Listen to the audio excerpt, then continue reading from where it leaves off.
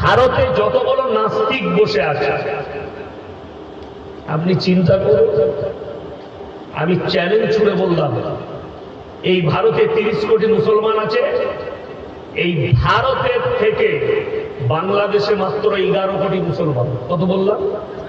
11 কোটি মানুষ, এই 18 কোটি মানুষ বাংলাদেশে, আর ভারতে আছে 30 কোটি। কোনটা বেশি? কথা বলো না। 30 কোটিটা বেশি, 18টা বেশি নয়। 12 কোটি বেশি আছে ভারতে, কিন্তু তারপরেও ইসলামের দুশ্মন বাংলাদেশে বেশি, কোরআনের দুশ্মন বাংলাদেশে বেশি, নাস্তিক ভারতের থেকে বাংলাদেশে বেশি। প্রমাণ আমাকে দিতে হবে না, মোবাইল খুললে প্রমাণ পাবে। তসলিমা নাসরিনের বাড়ি কোথায়? বাংলাদেশে। আপনারা তো ফর্ম ফিল আপ করছেন, দেখি করেছেন, এই জমা দিচ্ছেন তো, দেন, ভয়ের কিছু নেই। বাপ আমাদের এখানে জন্ম, সব কিছু আমাদের, ফর্ম ফিল আপ করে জমা দেন। আমি খালি অপেক্ষায় আছি যে এসআইআর হয়েছে, যে ভারতের নাগরিক নয় অনুপ্রবেশকারী, অনেক তাবর লোক বলছে তাদেরকে গঙ্গা পার করাবো, পদ্মা পার করাবো। আমিও আলহামদুলিল্লাহ তাদের সাথে আছি যে অবশ্যই তাদেরকে পদ্মা পার করাতে হবে। তবে আমি লাস্টে দেখব তসলিমা নাসরিন কি করে নিজের বাপের পরিচয় দেয় যে তার বাপ এখানে জন্ম নিয়েছে। কথাটা বুঝতে পারেন? দিল্লিতে বসে আছে।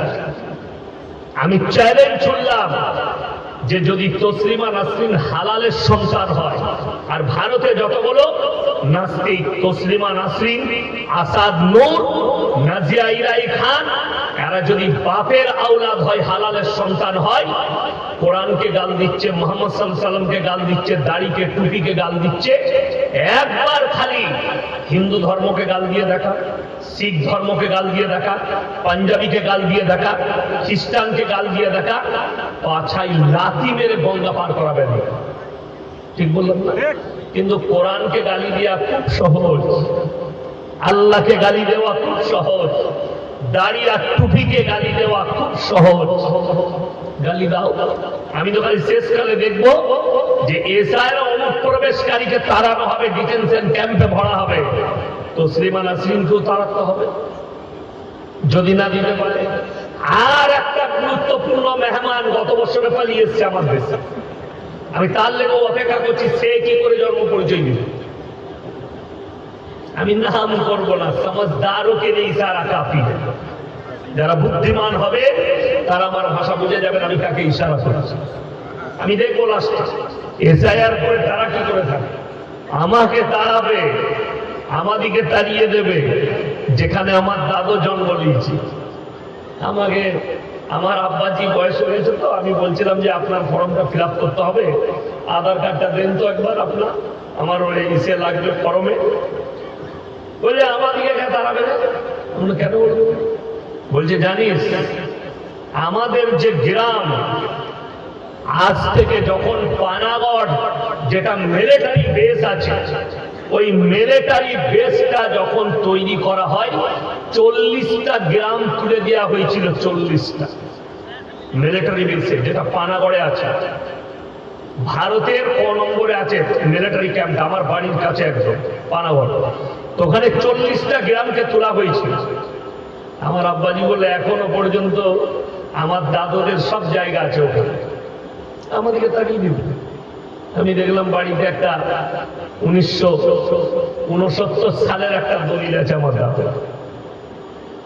তো এইরকম বহু মুসলমানের আছে, কিন্তু বড় দুঃখ লাগে আমরা আমাদিকে পরিচয় দিতে হচ্ছে, অথচ বাংলাদেশ থেকে ডেকে নিয়ে এসে ইসলামকে গালি দেওয়ার কারণে তাকে ভাড়া করে রাখা হচ্ছে। এইটা হচ্ছে দুঃখের বিষয়। দাও, যত গালি দিবে দাও। আল্লাহর কসম করে বলছি, আল্লাহ তাআলা কোরআনে বলেছে তোমরা নিজের চোখে, তোমরা মুমিন হলে এবং হকের উপরে থাকলে নিজের চোখে বিজয় তোমরা দেখতে পাবে। আল্লাহর কসম, পৃথিবীর বুকে ইসলামের বিজয় আসবে। জোরে বলুন ইনশাআল্লাহ। এটা কেউ রুখতে পারবে না। চলুন আমি যেটা আলোচনা